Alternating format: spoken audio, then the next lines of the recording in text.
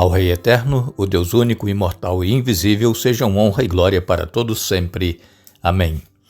Mais uma vez nos encontramos e damos graças a Deus por Ele nos conceder este dia, estes momentos para estudarmos a Bíblia e também agradecemos a todos vocês que estudam conosco, que compartilham com outras pessoas, que clicam no dedinho de joinha e ainda agradecemos a todos que nos escrevem dizendo de onde estão nos acompanhando. Mandamos aqui um alô especial para o Tarcísio Guimarães e Emanuele Fai, são de Warabelry, aqui em Canérica, Estados Unidos.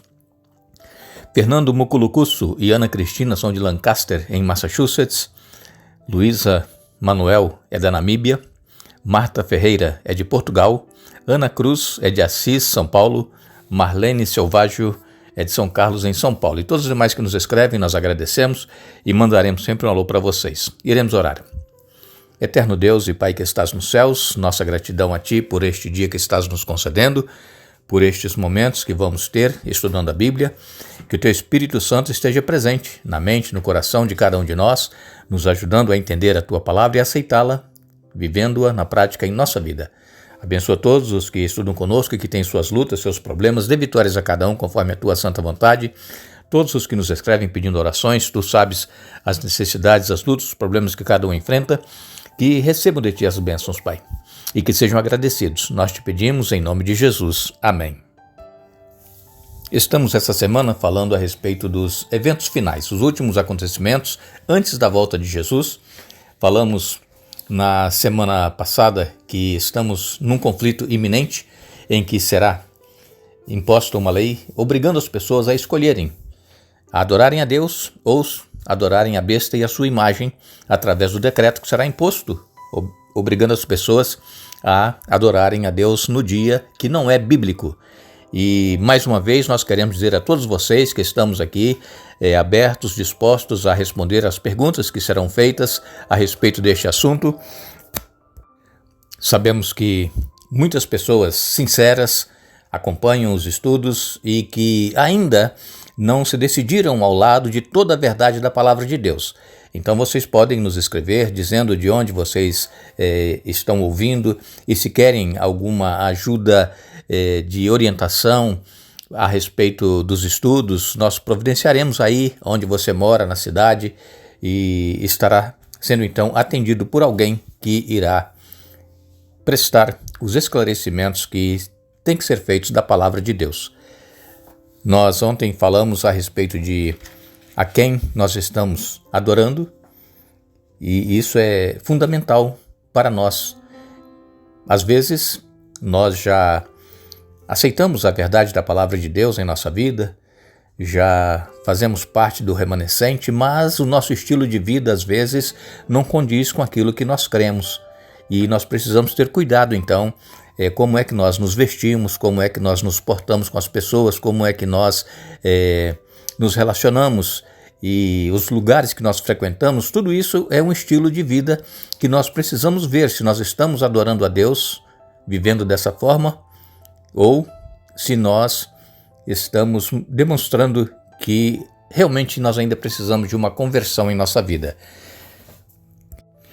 Quando Jesus esteve aqui na Terra e terminou seu ministério após a sua ressurreição, ele voltou para os céus. Antes de voltar, ele disse aos seus discípulos que ele enviaria o Espírito Santo, o Consolador, para estar com eles. Eles não estariam sozinhos, não teriam mais a presença corporal de Jesus com eles, como tiveram 3 anos e meio.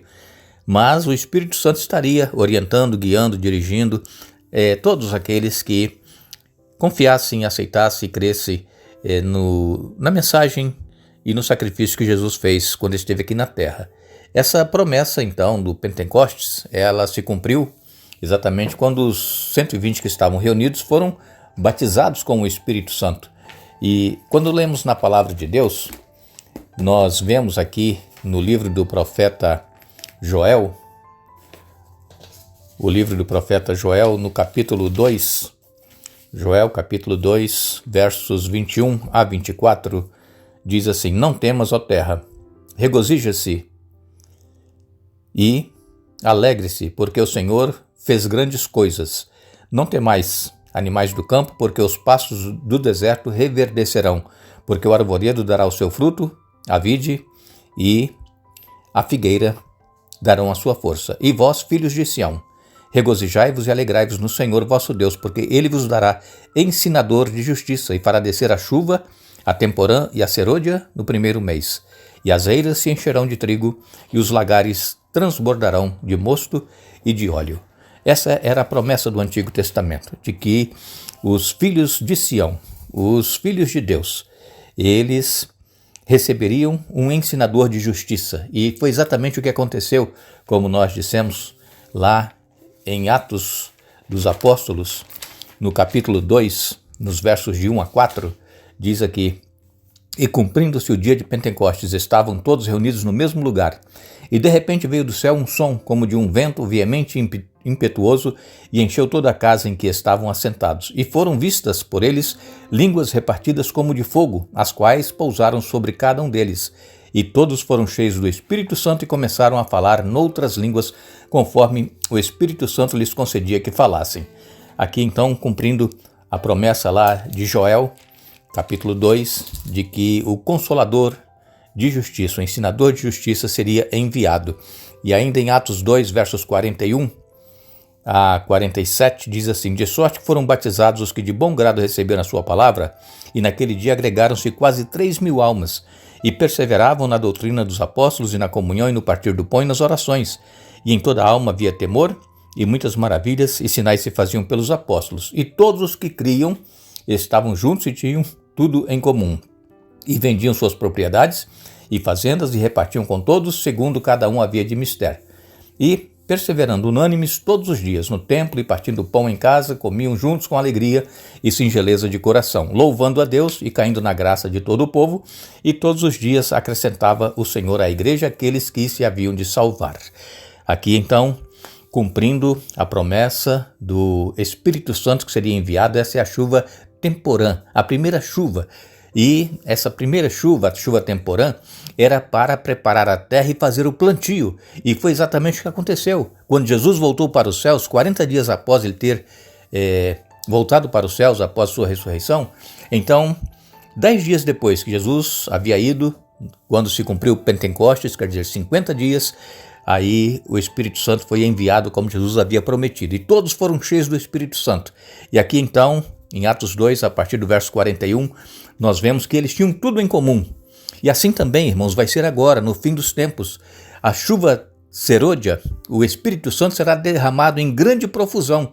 Se naquela época 120 pessoas, em um só sermão que Pedro fez, se converteram 3.000 almas, vai acontecer milhões de conversões nesses últimos dias, quando o Espírito Santo for derramado em forma de chuva serôdia, aquela chuva abundante, a chuva para a colheita. Em Zacarias, no capítulo 4, Zacarias, capítulo 4, verso 6, diz assim: E respondeu e me falou, dizendo: Esta é a palavra do Senhor a Zorobabel, dizendo: Não por força nem por violência, mas pelo meu espírito, diz o Senhor dos Exércitos. Então, a palavra de Deus, ela precisa ser pregada assim como ela é, falar a verdade, mas com brandura, com amor nas palavras, e não criticando as pessoas, não acusando porque não querem aceitar a verdade, porque Deus ele não nos trata assim. E ele quer que nós amemos as pessoas, mesmo que elas rejeitem a verdade da palavra de Deus. Então, não por força nem por violência, mas pelo meu espírito, diz o Senhor dos Exércitos. Quem convence a pessoa é o Espírito Santo, não somos nós. Nós somos apenas instrumentos. Nós temos que falar a verdade, sem ofender ninguém, sem acusar ninguém, sem denegrir alguém. Temos que respeitar a fé que cada um tem. Agora, o Espírito Santo é que vai fazer a obra de convencimento, e temos que orar para que o Espírito Santo então seja concedido. Ainda nós lemos em Oséias capítulo 6, no verso 3, diz assim: olha, conheçamos e prossigamos em conhecer ao Senhor, como a alva será a sua saída, e ele a nós virá como chuva serôdia que rega a terra. Então, mais uma vez a palavra de Deus aqui nos mostrando que a chuva serôdia, o Espírito Santo em profusão, será derramado nesses últimos dias, e nós temos que continuar conhecendo e prosseguir conhecendo cada vez mais o Senhor Jesus. É por isso que nós estudamos a Bíblia. Nós não sabemos tudo, nós precisamos cada dia conhecer um pouco mais do amor de Deus para com cada um de nós. E é por isso que nós insistimos com cada um de vocês: leia a Bíblia, ore, peça a Deus iluminação, orientação, para que tenha sabedoria para tomar as decisões que precisam ser tomadas. Nós sabemos que o tempo ele está se cumprindo e Jesus logo virá a este mundo para nos buscar. Em Zacarias capítulo 10, verso 1 diz assim, olha: pedi ao Senhor chuva no tempo da chuva serôdia. O Senhor que faz os relâmpagos lhes dará chuveiro de água e erva no campo a cada um. Esta petição do Espírito Santo em nossa vida nós temos que pedir hoje. Pedir que Deus, através do poder que Ele tem, nos batize com o Espírito Santo cada dia, e que quando Jesus voltar, assim nós estaremos preparados para encontrá-lo, porque nós não podemos deixar para o último momento, porque nós não sabemos quando vai ser o último momento da nossa vida. E hoje é o dia de nós buscarmos a presença do Espírito Santo e nos rendermos completamente a Ele, para que possamos fazer a vontade de Deus em nossa vida. Em Tiago capítulo 5, versos 7 e 8 diz assim: sede, pois, irmãos, pacientes até a vinda do Senhor. Eis que o lavrador espera o precioso fruto da terra, aguardando-o com paciência até que receba a chuva temporã e serôdia. Sede vós também pacientes, fortalecei os vossos corações, porque já a vinda do Senhor está próxima. Esse é o conselho da palavra de Deus. Deveremos ser pacientes até a vinda do Senhor. O Senhor não retarda a sua promessa, como muitos a julgam demorada. Deus ele tem o tempo certo e nós precisamos fazer como o lavrador, preparar a terra e esperar que aquela semente que nós plantamos, ela germine, ela cresça, ela produza frutos, e assim também nós temos que ter paciência. Deus, ele prepara a nossa mente, o nosso coração para irmos recebendo a palavra de Deus, conhecendo a verdade e aceitando e crescendo espiritualmente. E quando nós então estivermos plenamente cheios do Espírito Santo, assim como naquele sermão do Pentecostes, quando Pedro pregou, 3.000 almas se converteram em um só dia. Hoje também, o Espírito Santo irá usar cada um daqueles que buscam a sua presença em suas vidas. O Espírito Santo irá usar para que centenas, milhares de pessoas se convertam através do seu testemunho, através da sua pregação, em um só dia. Nos últimos dias, as conversões serão aos milhões de pessoas sinceras que estão espalhadas por todas as denominações. Aqueles que já hoje estão fazendo parte do remanescente de Deus, mas que não perseverarem, esses sairão, não irão suportar.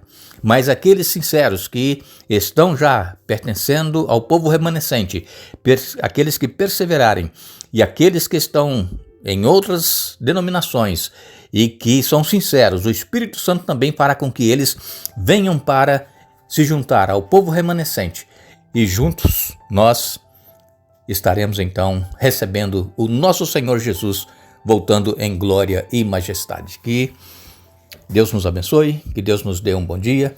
Retornaremos amanhã para dar sequência ao estudo da semana, e eu faço uma pergunta. Tem você clamado pelo batismo diário do Espírito Santo em sua vida? Não nos esqueçamos. Crede no Senhor vosso Deus e estareis seguros. 2 Crônicas, capítulo 20, verso 20. Que Deus nos abençoe.